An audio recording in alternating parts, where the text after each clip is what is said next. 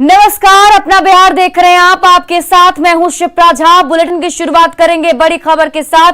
सुपौल के डीएफओ के घर पर छापेमारी चल रही है। बड़ी खबर आपको सुपौल से बता रहे हैं, जहां डीएफओ के घर पर छापेमारी की जा रही है। करोड़ों की संपत्ति का खुलासा हो चुका है। कल रात भी सुपौल में छापेमारी हुई थी और अब पटना में छापेमारी चल रही है। सुपौल के डीएफओ सुनील कुमार शरण के पटना स्थित ठिकाने पर निगरानी विभाग के डीएसपी स्तर के अधिकारियों के नेतृत्व में छापेमारी की जा रही है। डीएसपी केएस के पुरी स्थित आवास पर छापेमारी में भारी मात्रा में गहने और कैश बरामद हुए हैं। इसके अलावा एलआईसी और किसान विकास पत्र के कागजात भी मिले। फिलहाल छापेमारी चल रही है और वहां की तस्वीरें भी हम आपको दिखा रहे हैं। और देखिए, पटना स्थित आवास पर छापेमारी की जा रही है। आपको बड़ी खबर बता रहे हैं, सुपौल के डीएफओ के पास आय से अधिक संपत्ति का मामला जो है वो सामने आया, जिसके बाद अब ये कार्रवाई की जा रही है। तस्वीरें हम आपको पटना स्थित आवास की दिखा रहे हैं। यहां पर अभी भी छापेमारी की ही जा रही है। एक एक करके घर के अंदर हर कुछ छानबीन की जा रही है। जो भी चीज है वो वहां से निकाला जा रहा है। आपको बता दें कि अब तक करोड़ों की संपत्ति का खुलासा हो चुका है।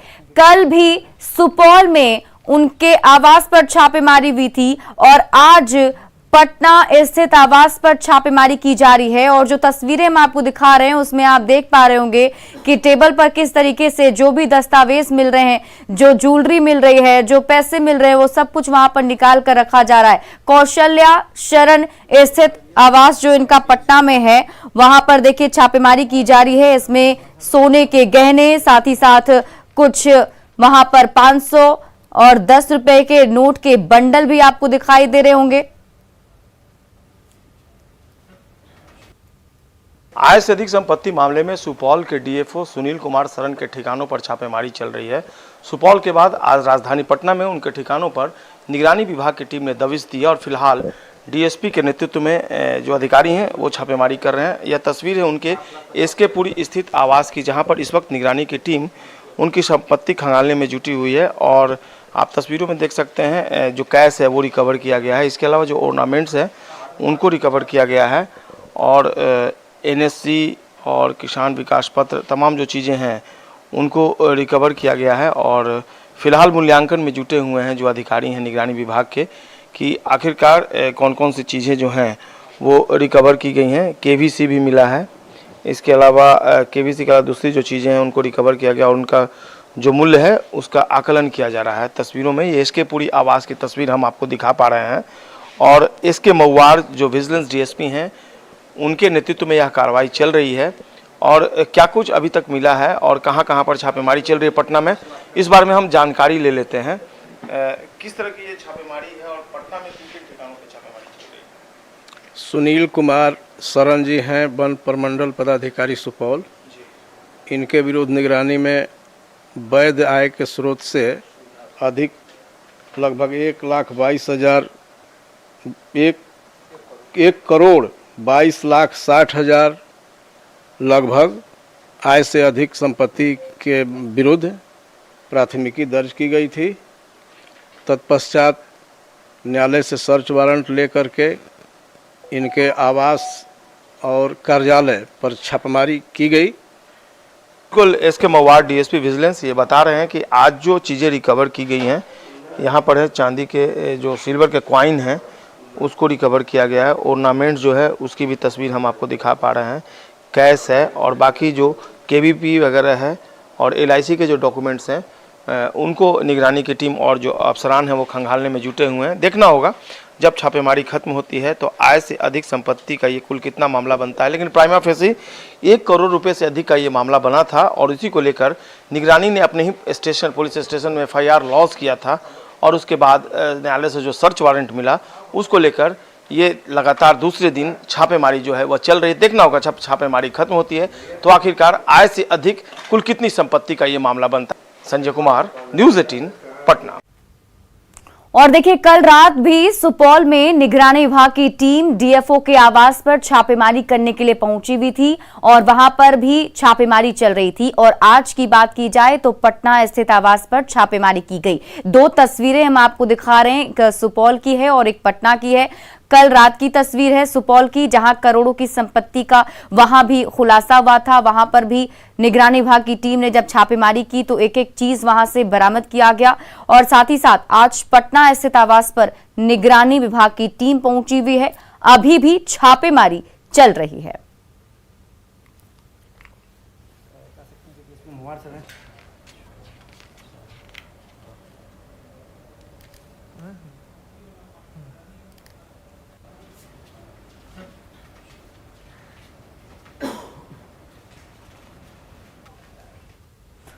और देखिए, सुपौल में जो छापेमारी चल रही थी उसका जायजा लिया हमारे सहयोगी अमित कुमार ने। रात निगरानी की छापेमारी में सुपौल में पदस्थापित डीएफओ सुनील कुमार सरन धन कुबेर निकले हैं। इनकी कई ऐसी संपत्तियों का खुलासा हुआ है जिससे ये लगता है कि इन्होंने लंबे समय तक भ्रष्टाचार को अपनाए रखा था। इनकी कुल संपत्ति में एसके पुरी पटना स्थित आवास की कीमत करीब 1 करोड़ से अधिक आंकी जा रही है। वहीं इनके कई प्लॉट पटना के मसौढ़ी में भी हैं, साथ ही पुणे में भी एक प्लॉट की जानकारी निगरानी विभाग को मिली है। निगरानी विभाग की टीम आज उनके एसके पुरी स्थित आवास पर छापेमारी करेगी और इस दौरान डीएफओ सुनील कुमार सरन भी मौजूद रहेंगे। अब देखना होगा कि डीएफओ के पटना स्थित आवास पर और कितनी जानकारियां पुलिस के हाथ लगती है। निगरानी विभाग को जो कल जानकारी मिली है उसमें उनकी पत्नी के नाम से एक कंपनी की भी बात सामने आई है जिनकी सालाना आमदनी 1 करोड़ रुपए से अधिक आंकी गई है। डीएफओ की इस जांच में और कितने धन और कितने और प्लॉट निकलते हैं ये अब देखना होगा। Amit Jha, news 18 network, Supaul. और इसी बीच बड़ी खबर आपको दरभंगा से बता दें, जहां एलएनएमयू में सद्बुद्धि महायज्ञ कुलपति दफ्तर के सामने हवन किया जा रहा है। हवन कुंड में मंत्रोच्चार के साथ आहुति भी दी जा रही है। कुलपति के खिलाफ एबीवीपी का ये प्रदर्शन जारी है। यूनिवर्सिटी में इफ्तार और नमाज का विरोध किया जा रहा है। एबीवीपी के निशाने पर कुलपति और कुलसचिव दोनों ही हैं। यूनिवर्सिटी के इस्लामीकरण का भी आरोप एबीवीपी के तरफ से लगाया गया। आपको बता दें कि एलएनएमयू में 26 अप्रैल के इफ्तार और नमाज का वीडियो सामने आने के बाद सियासत गर्मा गई है। एबीवीपी ने यूनिवर्सिटी कैंपस में कुलपति और कुलसचिव के खिलाफ प्रदर्शन किया। वहीं कुछ छात्रों ने कुलपति दफ्तर के पास सद्बुद्धि महायज्ञ का आयोजन कर हवन किया और कुलपति के अलावा कुलसचिव को सद्बुद्धि देने के लिए प्रार्थना भी की। इस दौरान एबीवीपी ने यूनिवर्सिटी कैंपस में ही जय श्री राम के नारे लगाए। दो तस्वीरें हम आपको उस घटनाक्रम की दिखा रहे हैं। 26 अप्रैल को जो इफ्तार पार्टी के बाद की जो वीडियो सामने आए हैं उसके बाद से जो मामला है वो गर्मा गया है और आज एबीवीपी कार्यकर्ताओं की तरफ से, छात्रों की तरफ से वहां पर प्रदर्शन किया गया और साथ ही साथ हवन किया गया है।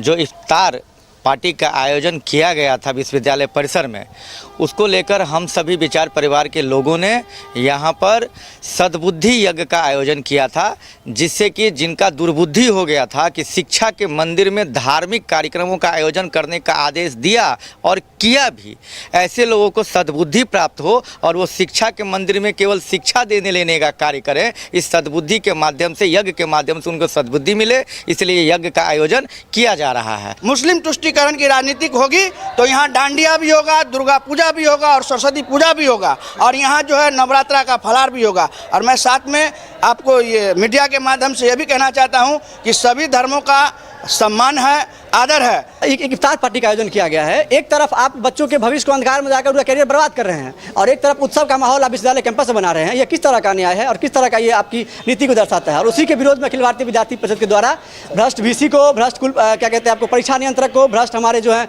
रजिस्ट्रार महोदय, सांप्रदायिक रजिस्ट्रार महोदय हैं, उनके सद्बुद्धि हो, उनको भगवान सद्बुद्धि दे कि जल्द से जल्द रिजल्ट नाकिल कर, रिजल्ट जारी करे।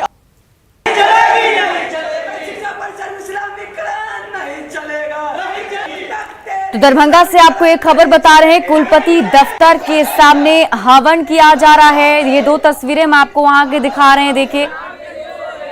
और इस खबर पर अधिक जानकारी के साथ हमारे सहयोगी विपिन कुमार दास जुड़े हुए। विपिन, क्या अभी भी ये पूरा कार्यक्रम चल ही रहा है, क्या जानकारी?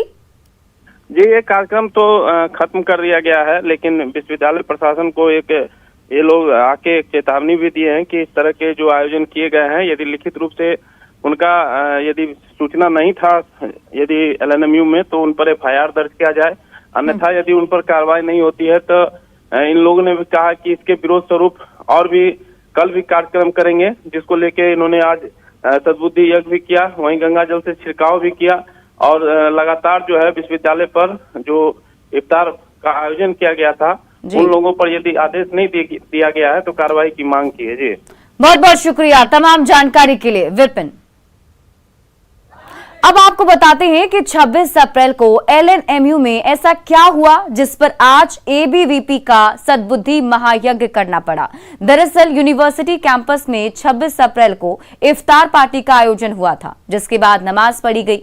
दरभंगा नगर से बीजेपी विधायक संजय सरावगी ने कहा, न सिर्फ इस पर कड़ी आपत्ति जताई बल्कि यूनिवर्सिटी के कुलपति और कुलसचिव को भी कटघरे में खड़ा किया।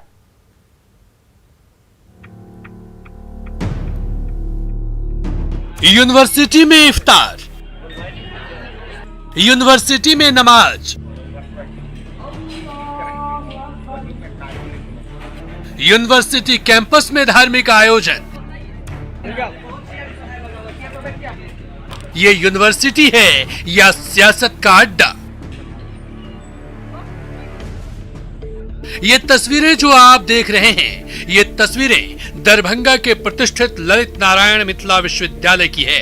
यहाँ 26 अप्रैल को इफ्तार पार्टी का भी आयोजन हुआ और नमाज भी पढ़ी गई। शिक्षा के मंदिर में हो रहे इन धार्मिक आयोजनों पर बीजेपी ने कड़ी आपत्ति जताई है और रजिस्ट्रार मुश्ताक अहमद की कार्यशैली पर सवाल उठाए हैं। बीजेपी विधायक संजय सरावगी ने तो इनकी शिकायत राज्यपाल से भी किए जाने की बात कह दी है। शिक्षण संस्थानों को धार्मिक संस्थान के रूप में तब्दील करना किसी हालत में भी ये बर्दाश्त नहीं किया जा सकता है और मैं महामहिम राज्यपाल जी को भी पत्र लिखने वाला हूँ। कुल सचिव पर पूर्व से भी विभिन्न तरह के आरोप लगते रहे। यूनिवर्सिटी में इफ्तार और नमाज के आयोजन से नाराजगी न सिर्फ बीजेपी नेताओं में है बल्कि खुद यूनिवर्सिटी के अंदर भी खलबली मची है। यूनिवर्सिटी की सिंडिकेट सदस्य मीना झा ने भी यूनिवर्सिटी प्रशासन पर गंभीर सवाल उठाए हैं। उन्होंने साफ साफ शब्दों में चेतावनी दी है कि अगर शैक्षणिक संस्थानों में इफ्तार होगा तो यहाँ दुर्गा पूजा भी होगी और हनुमान चालीसा का पाठ भी होगा। हम ये कह रहे हैं कि आज आप इफ्तार मना रहे हैं तो हिंदू संगठन कहेगा मैं दुर्गा पूजा मनाऊंगी, महिला मोर्चा कहेगी हम यहाँ दुर्गा पूजा के उत्सव मनाएंगे, डांडिया मनाएंगे। किस किस को आप रखिएगा? नहीं मनाने दीजिएगा तो आप हिंदू मुस्लिम लड़ाई करवाइएगा। इनका मंशा तो यही है।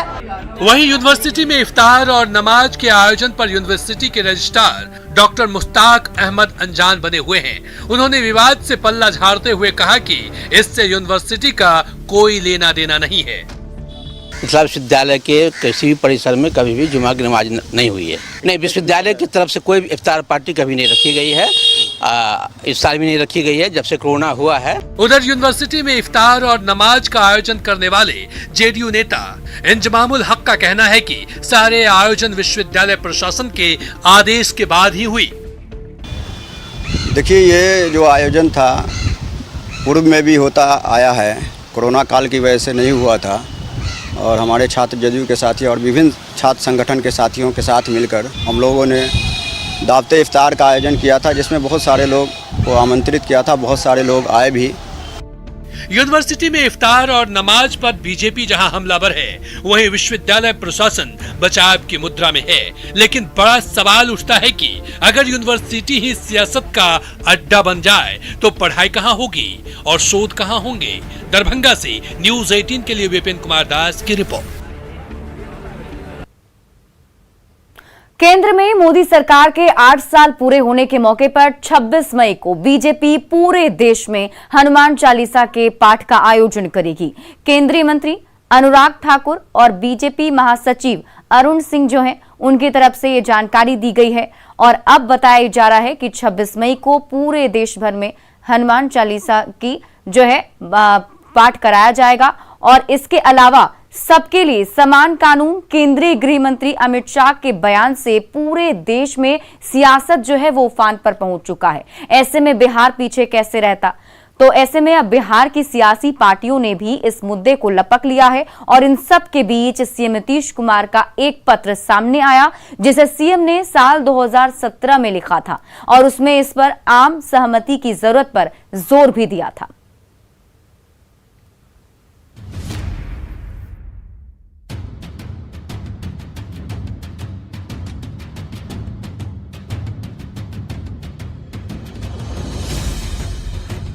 समान नागरिक संहिता पर केंद्रीय गृह मंत्री का बयान आने के बाद अब पूरे देश में इस बात की चर्चा होने लगी है, इसे देश के हर राज्य को लागू करना चाहिए।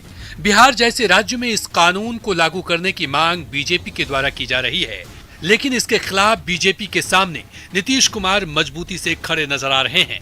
बहस के बीच सीएम नीतीश कुमार का एक पुराना पत्र सामने आया है, जिसे सीएम ने 2017 में तत्कालीन लॉ कमीशन को लिखा था। 3 पन्नों के पत्र में सीएम ने लिखा कि समान नागरिक संहिता का अनुच्छेद नीति निर्देशक का हिस्सा है और मौलिक अधिकार के अंतर्गत नहीं है। आगे उन्होंने लिखा कि सरकार इस पर कोशिश जरूर करे, लेकिन ऐसा करने से पहले इस पर व्यापक आम सहमति हो। नीतीश कुमार ने लिखा कि यह जरूरी है कि समान नागरिकता कानून पर पहले संसद, विधानसभा और सिविल सोसाइटी में बहस हो। बहस के लिए जरूरी है कि प्रस्तावित कानून को पहले ही सार्वजनिक किया जाना चाहिए ताकि सभी लोग इस पर प्रतिक्रिया दे सकें। और आखिर में सीएम ने जो सबसे अहम बात कही वो ये है कि समान नागरिकता कानून लोक कल्याणकारी सुधार के रूप में दिखना चाहिए, न कि राजनीतिक टूल की तरह। कानून पर बहस तो हो रही है, लेकिन वो बहस कम, सियासी नूरा कुश्ती ज्यादा है। बीजेपी का कहना है कि जिस धारा 370 को हटाना असंभव बताया जा रहा था, उसे सरकार ने हटाकर दिखा दिया। ऐसे में समान नागरिकता कानून को लागू करना सिर्फ इच्छा शक्ति की बात है और इसे पूरे देश में लागू किया जाना चाहिए। इस पर जेडीयू अब तैयारी यानी बहस की जरूरत पर जोर दे रहा है। ये समान नागरिक संहिता इस देश के अंदर मेरी राय है कि लागू होना चाहिए। देश के सभी लोगों को एक बराबर अधिकार मिलना चाहिए। धर्म और पंथ के अधिकार जब आधार पर हम अधिकार देंगे तो देश के अंदर कई प्रकार की समस्या आ सकती है। सबसे बड़ी बात है कि बिना आम सहमति के इसे लागू किया ही नहीं जा सकता है और बिना सहमति के लागू करना ये अच्छी बात नहीं है और इससे फिर अनावश्यक विवाद खड़ा होगा। बिहार में बीजेपी और जेडीयू गठबंधन में है और दोनों ही जानते हैं कि एक दूसरे के सहयोग के बगैर कुछ भी ठोस संभव नहीं है। जहां तक बात कानून की है तो 1985 के शाहबानो प्रकरण के बाद देश में सबके लिए समान कानून की जरूरत पर जोर दिया जाने लगा। संविधान भी सभी नागरिकों के लिए एक समान सिविल संहिता पर जोर देता है, लेकिन कानून का विरोध करने वाले इसे नागरिक अधिकारों का उल्लंघन बताकर इसका विरोध करते हैं। भाई जबरदस्ती तो नहीं कहेगा, संविधान ने क्या प्रयास करेगा। तो ये इवॉल्व करने की जब बात हो रही है तो उसमें आपको सहयोग करना चाहिए, बाधा नहीं बनना चाहिए। कॉमन सिविल कोड यानी कि अगर एक संहिता अगर हो जाती है समाज के सारे व्यक्तियों के लिए तो इससे बहुत सारी परेशानी दूर हो जाएगी। लेकिन एक कहावत है, अंग्रेजी में कहावत है, मैनेजमेंट की थ्योरी है, चेंज इज ऑलवेज रेसिस्टेड। तो कई आर्टिकल ऐसा है जो विभिन्न जाति धर्म के प्रावधान और उनके अधिकार की रक्षा करने की बात कही गई है। ऐसा नहीं कि आप एक तरह का कानून बनाइए और उसमें किसी का अधिकार का अतिक्रमण हो जाए, किसी का अधिकार का हनन हो जाए। सबके लिए समान कानून को लागू करने में कानून रूप से कोई बाधा नहीं है, लेकिन इसका विरोध करने वालों को समझाना आसान बिल्कुल नहीं है। न्यूज़ 18 के लिए पटना से शैलेंद्र की रिपोर्ट। अगली खबर बेतिया से है, जहां एक बार फिर नेपाल ने दुस्साहस दिखाते हुए नो मैंस लैंड पर अतिक्रमण की कोशिश की है। नेपाल की तरफ से नरकटियागंज अनुमंडल के भिखना ठोरी में स्थित खोली के पास बैरिकेडिंग कर झंडे बैनर लगा दिए गए, जिससे दोनों देश के बीच कुछ देर के लिए तनाव की स्थिति उत्पन्न हो गई। मामले का पता चलते ही नरकटियागंज के एसडीएम मौके पर पहुंचे और बातचीत कर अतिक्रमण को हटवाया गया। इस जगह को लेकर विवाद काफी पुराना है, कई बार दोनों तरफ से मारपीट भी हो चुकी है। 2020 में नेपाल के पूर्व पीएम केपी ओली ने कहा था कि भगवान राम का जिस अयोध्या में जन्म हुआ था वो यूपी में नहीं बल्कि वीरगंज के पश्चिम में स्थित भिखना ठोरी गांव में है। उन्होंने यहां मंदिर बनवाने की घोषणा भी की थी। बताया जा रहा है कि नेपाल के स्थानीय लोग पिलर संख्या 436 के समीप सीता खोला के पास मंदिर बनाने की तैयारी भी कर रहे हैं। अतिक्रमण भी इसी इरादे से किया गया था, जिसे हटाने के बाद एसएसपी की टीम लगातार नजर बनाए हुए है। और फिलहाल इस बुलेटिन में अभी के लिए बस इतना ही, लेकिन न्यूज़ 18 बिहार झारखंड पर खबरों का सिलसिला लगातार जारी है।